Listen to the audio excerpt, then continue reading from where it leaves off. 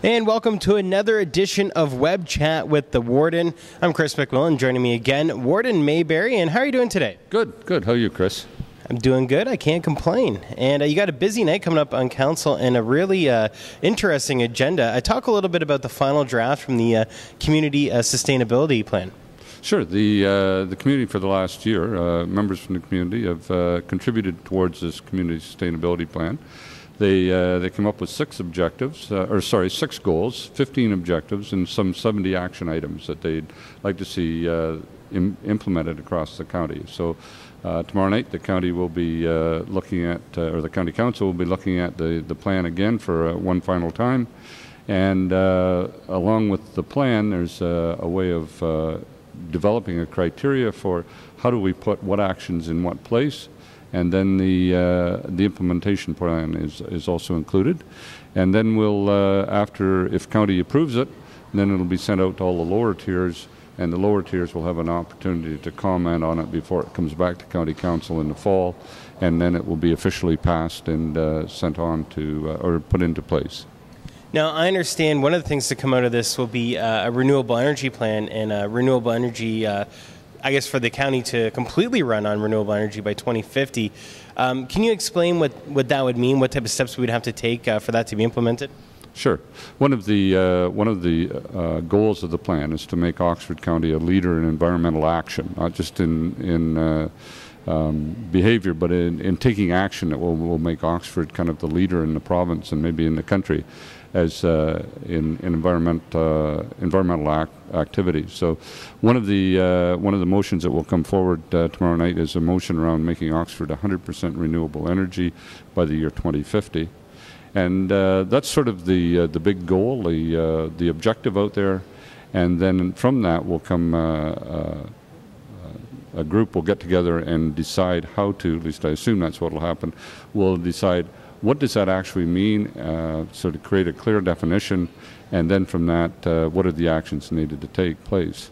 So we'll have a motion coming forward, but we'll also have a couple of delegations, one from industry, the local distribution companies, and one from agribusiness that's saying, we want to see this happen, we want to see it happen now, and we want Oxford to be a leader.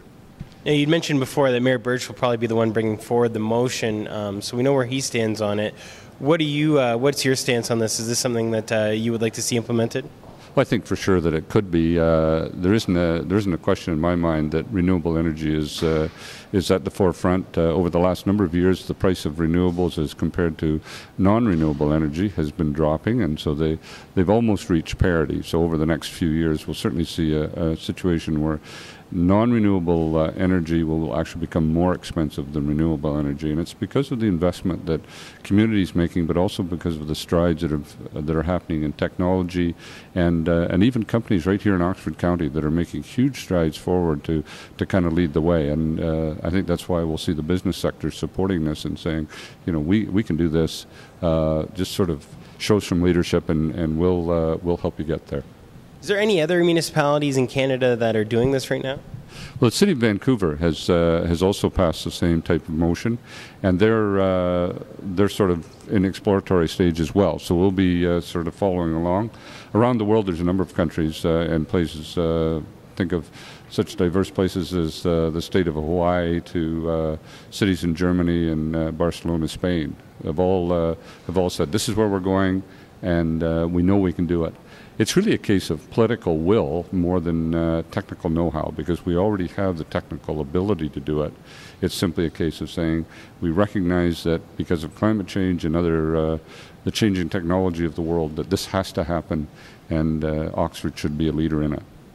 And I guess a final thing I'm going to ask you about in council is the no parking designation for Otterville. Can you explain a little bit about what that is all about? Okay, so a little over a year ago we had a fatal accident in Otterville.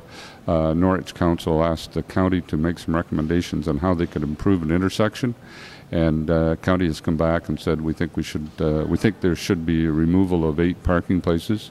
The township has said, well, we think maybe two, but the county is recommending that on the county road that we remove or that we make no parking designation further along from something like 25 meters to a little over 100 meters, so that you have good clear sight lines, so that people that are coming up the intersection can see both east and west to make sure that it's safe to pull out onto the road. That's all the questions I had for you, Warden Mayberry. Was there anything you'd like to add? No, I think the other interesting thing for me that's coming up at County Council will be the passing of the strategic plan, and the strategic plan is to set the guidelines or the direction for council on issues that we want to sort of see moved forward. So engaging and informing citizens, performing and delivering great results for all citizens, making Oxford the place that people want to work and live in. And so that will also be another element of the council meeting tomorrow night. And the strategic plan really for the next 3 or 4 years builds on the strategic plan that was developed 3 or 4 years ago.